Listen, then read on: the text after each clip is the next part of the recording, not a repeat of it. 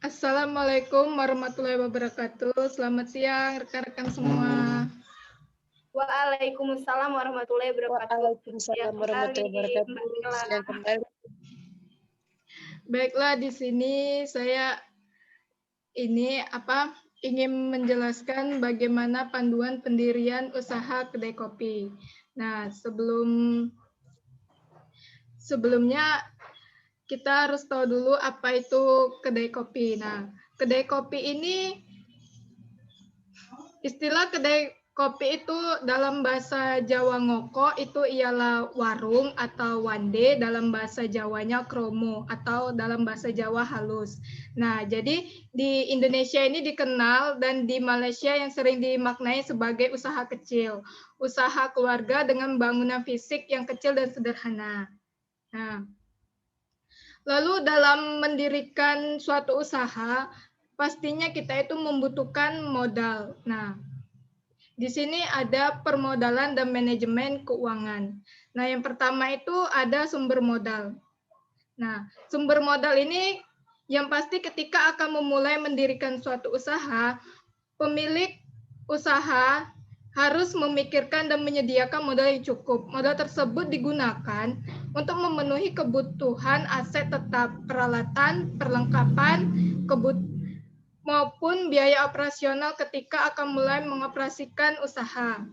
Nah, dalam sumber modal ini memiliki berbagai macam jenis-jenis sumber modal. Yang pertama itu ada modal sendiri. Nah, modal sendiri ini kan dapat berasal dari hasil tabungan, warisan, atau hasil penjualan aset tetap milik pribadi. Yang kedua itu hasil patungan. Nah, hasil patungan ini ketika kita mendirikan usaha itu bersama teman-teman atau keluarga yang lain. Jadi, modalnya itu bisa patungan. Yang kedua itu dari pinjaman bank atau lembaga keuangan.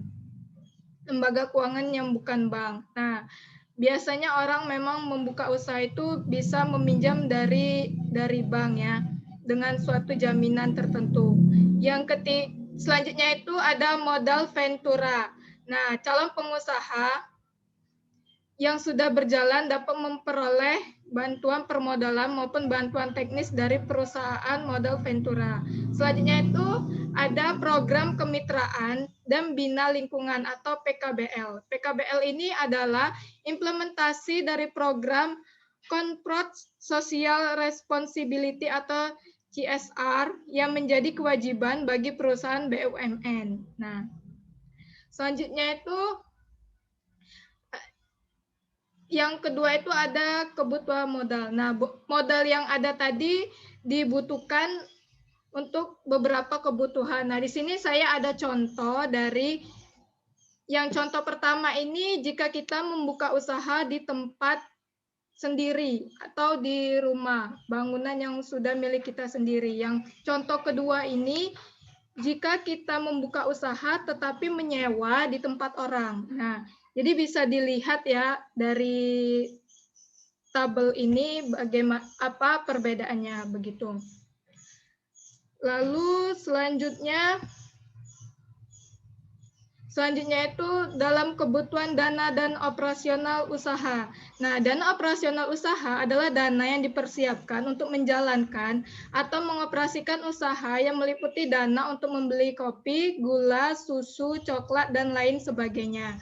Nah, dalam kebutuhan dana untuk operasional usaha ini kita harus merencanakan keuntungan. Nah, tidak mungkin kan kita membuka usaha itu tidak memikirkan untungnya, percuma kita membuka usaha kalau tidak untung.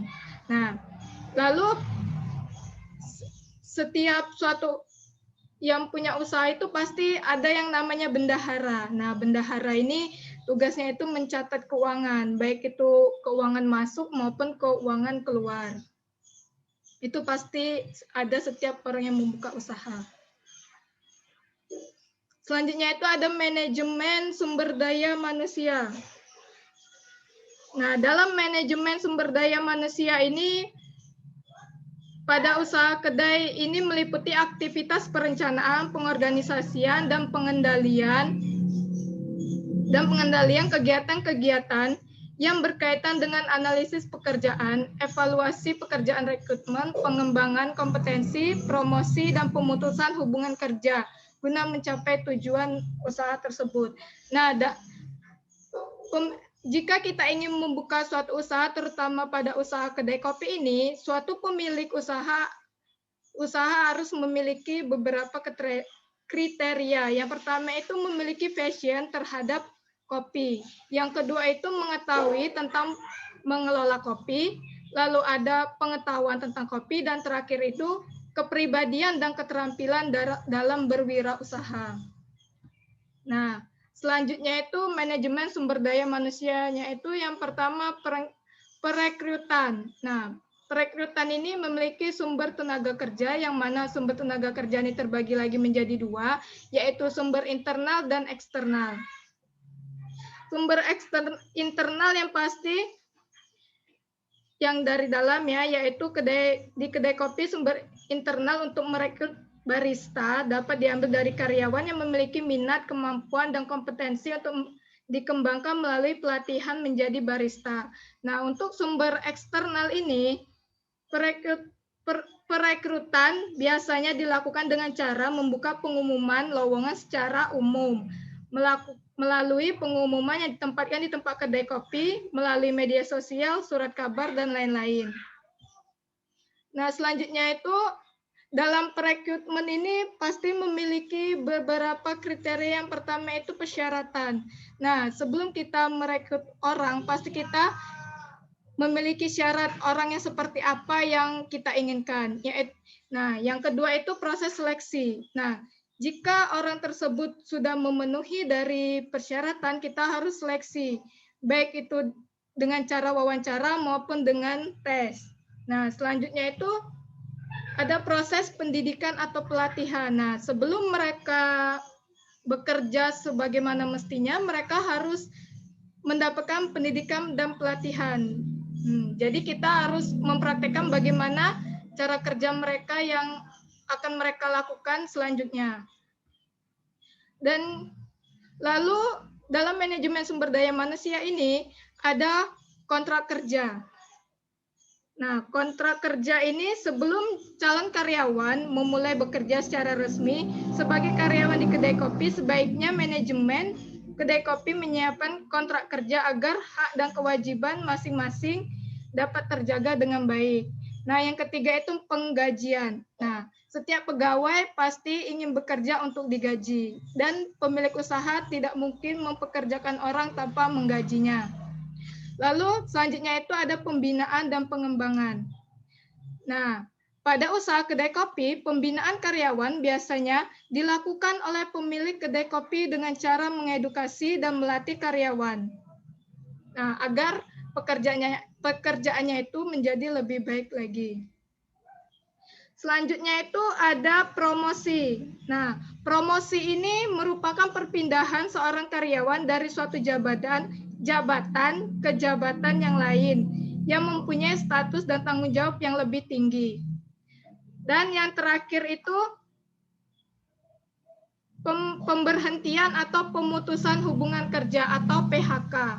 Nah, pengusaha dapat melakukan pemutusan hubungan kerja terhadap karyawan karena beberapa alasan sesuai dengan Undang-Undang Nomor 13 Tahun 2003 tentang Ketenagakerjaan.